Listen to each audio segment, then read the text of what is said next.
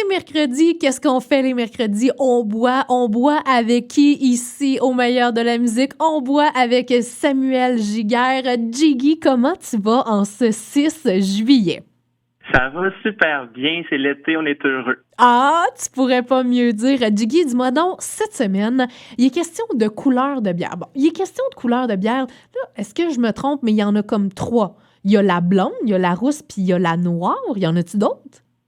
Non, mais t'es pas mal là, à part si on parle de bière aux fruits, là, mais c'est ça, on se rend pas compte à quel point c'est important la couleur, parce que c'est comme ça qu'on dit chacun nos préférences de bière. C'est toujours avec cet élément-là qu'on spécifie ce qu'on veut boire. Puis dans le fond, d'où ça vient tout ça, tu sais. La blanche, par exemple. Bon, Oui. La blanche, origine Belgique, Allemagne. Pourquoi on l'appelle comme ça? Eh bien, c'est une bière qui est souvent faite avec une partie de blé, et le blé et les levures, ils sont en suspension dans la bière, ce qui fait en sorte que ça lui donne son petit aspect voilé puis sa teinte jaune paille, tu sais. La blonde, qui est de cette couleur-là à cause de ses céréales, est souvent filtrée, fait qu'elle est ultra clean, alors que la IPA, qui est une blonde aussi, ben, au contraire, elle est super trouble, jaune, orange, opaque, parce que il y a énormément de houblon en suspension et aussi d'autres genres de céréales, comme de l'avoine, par exemple, qui est beaucoup utilisé dans les IPA. Puis si on parle de bières un peu plus foncées, les rousses, les brunes, il faut voir les céréales un peu comme des grains de café. Hein. Les grains de café, ils peuvent être très pâles, puis ils peuvent être super foncés aussi. Ben, on peut faire la même chose avec les céréales. Et entre autres, pour la noire, comme tu as parlé, ben, tu sais, qui est originaire Angleterre, Irlande, ben, il y a des grains très foncés qui sont utilisés dans le brassage. Mais pas, les gens, ils pensent à tort des fois qu'une bière noire, c'est une bière qui est brassée entièrement avec des grains foncés, mais non, pas du tout. C'est genre 10% de grains foncés puis 90% de grains pâles. Ah, OK. Ben oui, puis ça colore tellement le grain très torréfié que ça nous fait une bière qui est super foncée pareil. Tu sais. Fait que c'est un peu ça. Puis après, les bières aux fruits, ben ils vont être rouges, mauves, roses. Ça va dépendre des fruits qu'on a utilisés, mais c'est ce qui vient teindre aussi la bière. Hey, c'est assez exceptionnel. Je te jure, là, chaque semaine, c'est des apprentissages tellement agréables. Merci de nous en faire découvrir plus sur ce qu'on boit quotidiennement. J'allais dire quotidiennement, peut-être pas. Il y en a certainement que oui. Il y en a d'autres que c'est plus hebdomadaire, là, mais merci de nous en apprendre autant là-dessus. Tu as une nouvelle bière à nous faire connaître cette semaine. C'est quoi ta nouveauté ou plutôt ta découverte ou je sais pas, est-ce que tu as le goût de nous faire découvrir cette semaine, à nous partager. Voilà.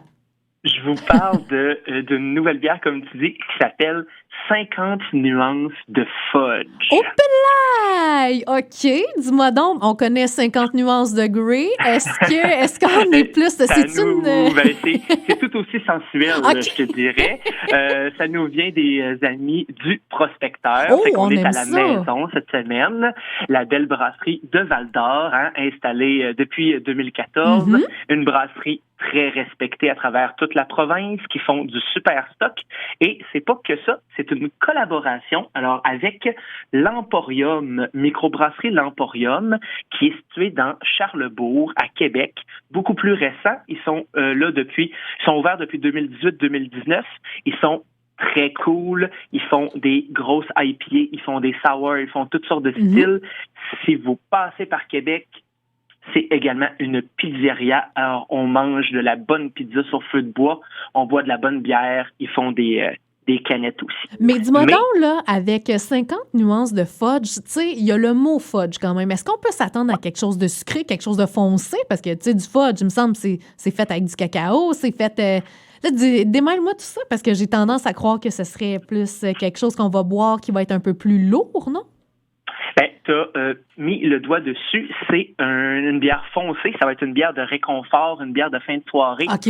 C'est un stout américain au creamsicle à l'orange. Alors là, je sais pas si vous vous souvenez du popsicle à l'orange avec de la crème glacée à vanille à l'intérieur, là. Mais c'est drette ça, la bière. Oh, Fait que pas wow! besoin de te dire que c'est ultra décadent. Oh my Ils ont God. ajouté du jus d'orange à la fermentation pour donner ce style-là. Ils ont ajouté aussi à la fin de la vanille, du lactose, du cacao. Fait qu'on est dans l'amplification là, du feeling de la crème glacée. Là. Ça a l'air solidement cochon. Hein. C'est 7,3 % d'alcool, fait que pas si mal quand même. Ça se vend comme on connaît nos amis du prospecteur en growler de 1 litre, fait que ça va probablement se détailler entre 15 et 20 $. Allez les voir à leur boutique. Je pense que ça vaut vraiment la peine. Ça va être une expérience gustative exceptionnelle. Mais moi, je vais te dire, écoute, celle-là, je ne la connaissais pas, puis ben c'est ça, là, tu viens de me tenter, tu viens de me donner le goût. C'est pas grave, c'est mercredi, on en mérite tous une. Hey, j'ai bien hâte de goûter à ça. Je te remercie encore une fois, mon Jiggy. On te retrouve la semaine prochaine. Assurément, merci beaucoup. Puis oui, allez goûter à ça, puis passez une très bonne semaine tout le monde. Bye bye, Jiggy! Salut!